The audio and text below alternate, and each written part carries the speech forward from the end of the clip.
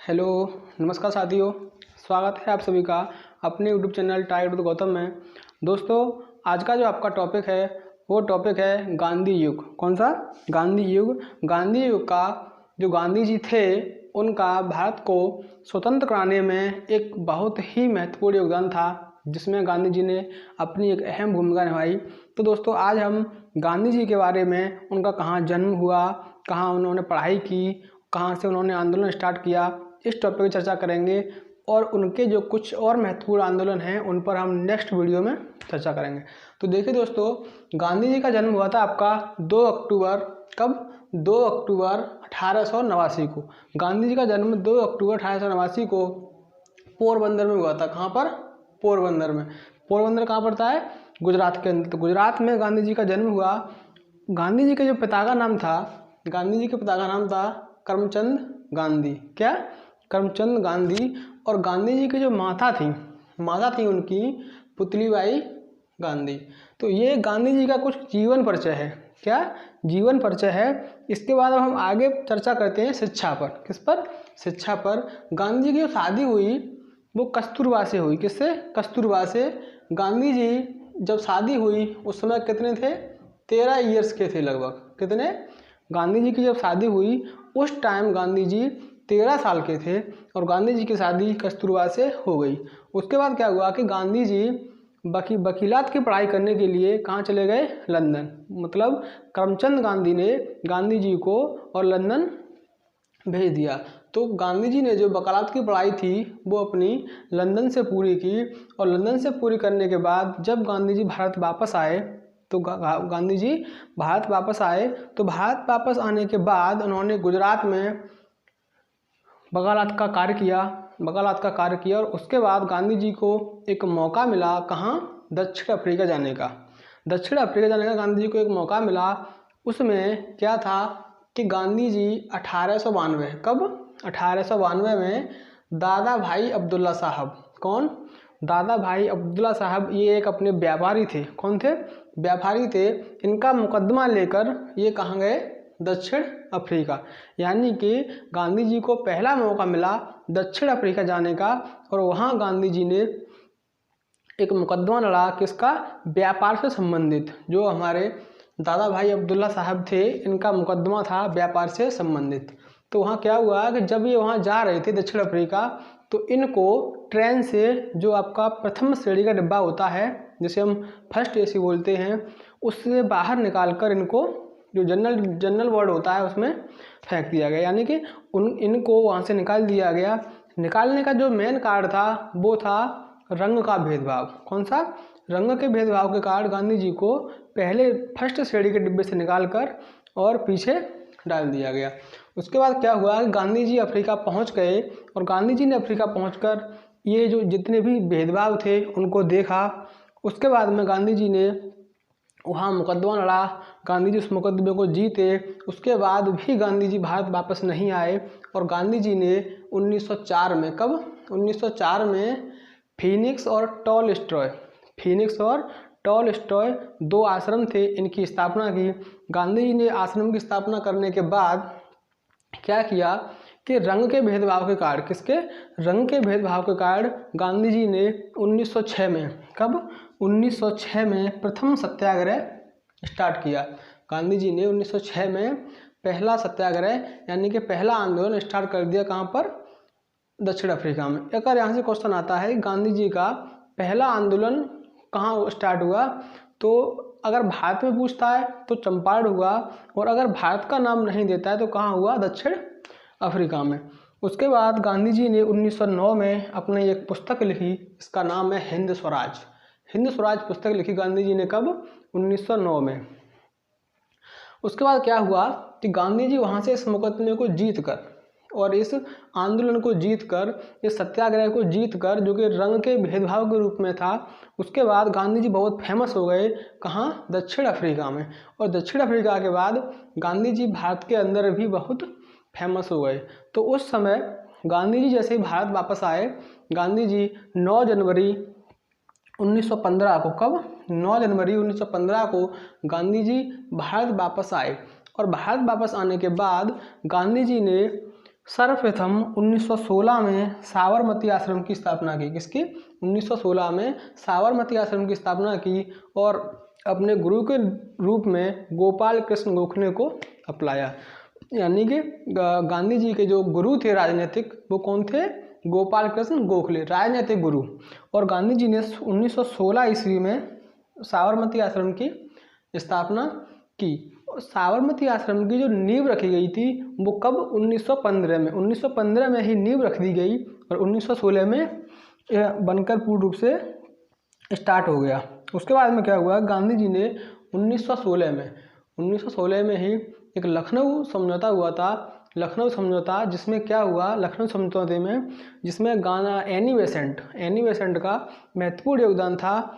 और Annie Besant ने क्या किया कि जो 1907 में कांग्रेस का ब्रेकअप हुआ था, कांग्रेस पार्टी दो भागों में बट गई थी, उस पार्टी को कांग्रेस ने एक कर दिया। कहाँ आके? 1916 में।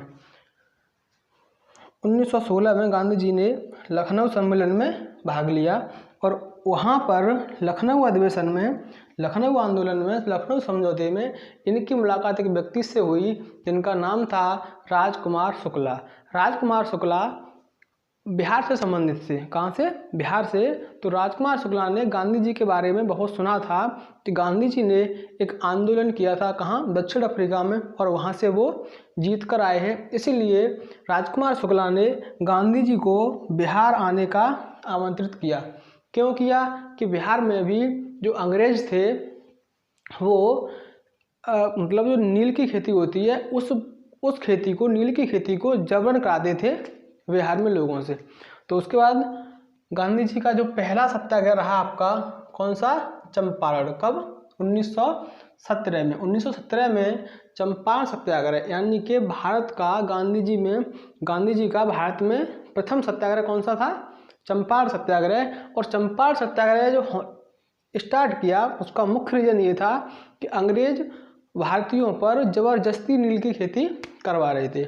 तो जो प्रथम सत्याग्रह है आपका है कहाँ पड़ता है? बिहार के अंदर चंपारण। और तिनकटिया खेती, जिसको हम तिनकटिया खेती के नाम से जानते हैं। यह क्वेश्चन पूछा जाता है कि जो चंपारण आंदोलन स्टार्ट हुआ था वो किस लिए हुआ और किस नाम से जाना जाता है? चंपारण आंदोलन को हम तिनकटिया खेती के नाम से भी जानते हैं।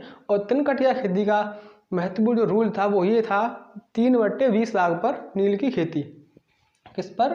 3/20 भाग पर नील की खेती, यानी कि 20 बीघा में अगर किसी के पास 20 बीघा भूमि है उसमें से 3 बीघा भूमि पर क्या? नील की खेती अंग्रेज करवाते थे।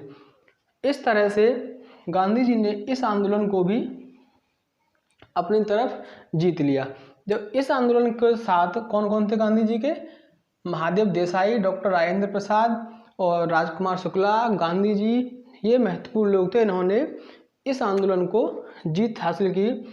और इसी आंदोलन में, इसी समय 1917 में रविंद्रनाथ टैगोर ने गांधी जी को महात्मा की उपाधि दी। किसकी?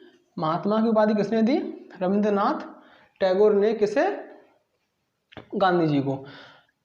प्रथम सत्याग्रह जीतने के बाद भारतीयों के अंदर और जिज्ञासा बढ़ गई कि अब हम अपने हक के लिए लड़ सकते हैं। तो उसके बाद क्या हुआ कि अहमदाबाद मिल मजदूर, एक आंदोलन हुआ आपका अहमदाबाद मिल मजदूर 1918 में। इसमें क्या हुआ कि द्वितीय विश्व युद्ध चल रहा था। कौन सा? द्वितीय विश्व युद्ध चल रहा था। तो भारतीयों को ब्रिटिश में की सेना में शामिल कर दिया गया था, यानी कि कुछ सिपाही बनाकर युद्ध के लिए अंग्रेजों ने भारतीयों को सिपाही के रूप में और युद्ध में उतार दिया। तो उस समय मजदूरों ने क्या किया कि जो आपके जो ठेकेदार थे, मिल मजदूरी के जो मालिक थे, उन्होंने क्या किया कि जो भी मजदूर लोग थे वो ज़्यादातर आपके कहाँ चले गए? युद्ध में। तो जो बचे हुए थे उनको अपनी तरफ लेने के लिए इन्होंने जो पैसा था वो बढ़ा दिया, पैसा बढ़ा दिया और साथ में ही बोनस देना स्टार्ट कर दिया। अच्छा, उसके बाद कुछ समय तक इन्होंने पैसा अधिक दिया और बोनस भी दिया। लेकिन जैसे ही द्वितीय विश्व युद्ध समाप्त हुआ तो जो मजदूर थे वो वहाँ से वापस आए। तो इन्होंने क्या किया कि पैसा को कम कर दिया और बोनस को भी समाप्त कर दिया। इसलिए मजदूरों की सेना, जो मजदूर थे वो सेना में भर्ती थे और जब वापस आए तो मजदूरों को कर नहीं मिला, यानी मजदूरों को जो मजदूरी मिलनी चाहिए थी वो नहीं मिली और बहुत कम मिल रही थी। इसीलिए क्या किया कि गांधी जी ने सत्याग्रह आंदोलन स्टार्ट किया। कब? अहमदाबाद मिल मजदूर 1918 में। और इस आंदोलन में गांधी जी ने पहली बार भूख हड़ताल की। ये क्वेश्चन पूछा जाता है कि गांधी जी ने पहली बार भूख हड़ताल कब की?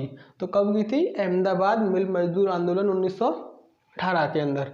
उसके बाद इस आंदोलन में क्या हुआ कि जो ठेकेदार थे, जो मालिक थे, वो किसानों को, मजदूरों को 35% बोनस देने के लिए स्टार्ट हो गए, यानी कि 35% तनख्वाह उनकी बढ़ा दी गई।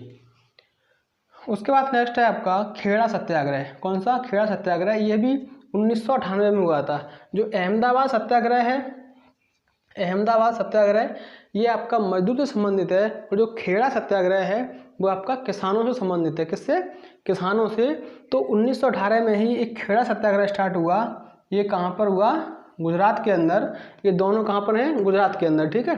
अच्छा, इसमें क्या हुआ कि किसानों से अंग्रेज काफ़ी कर ले रहे थे। कितना? जैसे अगर 100 रुपये का उत्पादन हो रहा है, जैसे 100 किलो गेहूं का किसान उत्पादन कर रहा है, तो उसमें से 21 किलो गेहूं और ब्रिटिश ले रहे थे, यानी कि 100% में से लगभग 22% जो आपका क्या था, कर था, वो ले रहे थे। तो इस कर के रूप में जो कर था आपका 21.97%, लगभग 22%। तो इस कर को कम करने के लिए ये खेड़ा आंदोलन स्टार्ट हुआ। और इस खेड़ा आंदोलन में जो रिजल्ट मिला वो ये मिला कि 6.3% कर लेने पर ब्रिटिश को राजी कर लिया। जो भी ब्रिटिश थे उनको मात्र 6% कर दिया जाएगा। तो इस पर ये भी क्या हुआ? लागू हो गया। यानी कि गांधी जी ने जो भी आंदोलन स्टार्ट किए उनमें लगातार जीत प्राप्त होती हुई जा रही थी, जिससे कि भारतीयों को बहुत उम्मीद हो रही थी कि अब हम अपने हक के लिए आगे भी लड़ सकते हैं। और उसके बाद में क्या हुआ कि 1919 में रॉलेट एक्ट लागू कर दिया। अंग्रेजों को मालूम पड़ा कि गांधी जी प्रत्येक सत्याग्रह को कोई भी किसी भी क्षेत्र में अगर स्टार्ट करते हैं तो उसको जीत हासिल कर लेते हैं। इसीलिए उन अंग्रेजों ने 1919 में रॉलेट एक्ट स्टार्ट कर दिया। और रॉलेट एक्ट में ये था आपका कि किसी भी व्यक्ति को शक के दायरे में उठा लिया जाता था। अगर किसी जगह पर भी 4 लोग खड़े हैं तो उनको उठा लिया जाता था, क्योंकि ये लोग कुछ प्लानिंग कर रहे थे आगे कुछ गलत करने के लिए। तो विद्रोही गतिविधियों को रोकना क्यों? रॉलेट एक्ट स्टार्ट हुआ आपका विद्रोही गतिविधियों को रोकना, ये उनका ऐसा कहना था। लेकिन जो मेन रीज़न था वो ये था कि गांधी जी जो भी सत्याग्रह स्टार्ट कर रहे थे वो उनमें जीत हासिल कर रहे थे। तो 1919 में आपका रॉलेट एक्ट स्टार्ट हुआ, और जो इसका मेन कारण था आपका विद्रोही गतिविधियों को रोकना। अच्छा, इसमें जो ये स्टार्ट हुआ तो इसको जो पंडित जवाहरलाल नेहरू थे, इन्होंने एक तथ्य दिया, एक लाइन दी कि नो अपील, नो वकील और नो दलील। यानी इसमें ना तो कोई अपील है, ना कोई सूचित किया जाता है, ना कोई वकील है जिसके द्वारा हम अपना केस लड़ सकते हैं, और ना कोई कानून है, यानी कि नो दलील।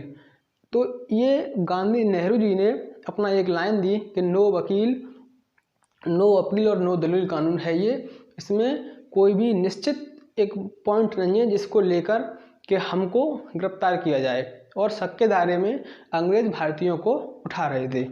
उसके बाद क्या हुआ कि ये राष्ट्रीय आंदोलन, यहाँ से ही जब अंग्रेजों ने इतना अत्याचार स्टार्ट कर दिया कि शक के दायरे में अभी भारतीयों को उठा रहे थे, तो यहाँ से उग्रवाद पैदा हुआ। क्या?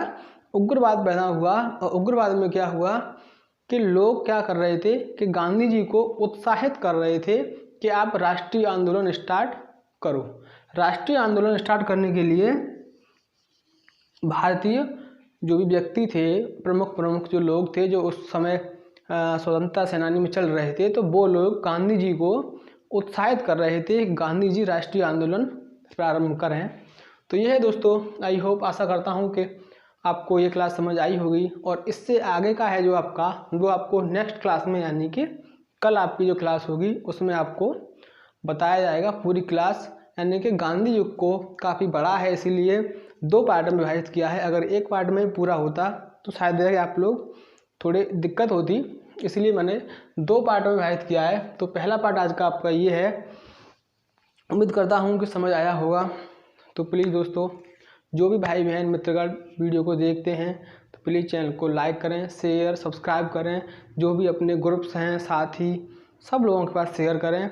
यहाँ ये जो भी है आपका पूरा जीएस स्पेशल समय के अनुसार बहुत ही कम समय में और एक बेहतर तथ्य के साथ आपको दिया जाएगा। और जो भी आपको पीडीएफ के लिए आप टेलीग्राम चैनल ज्वाइन कर सकते हैं, जिसकी लिंक आपको डिस्क्रिप्शन में मिल जाएगी। तो चलिए दोस्तों, all the best, thank you so much.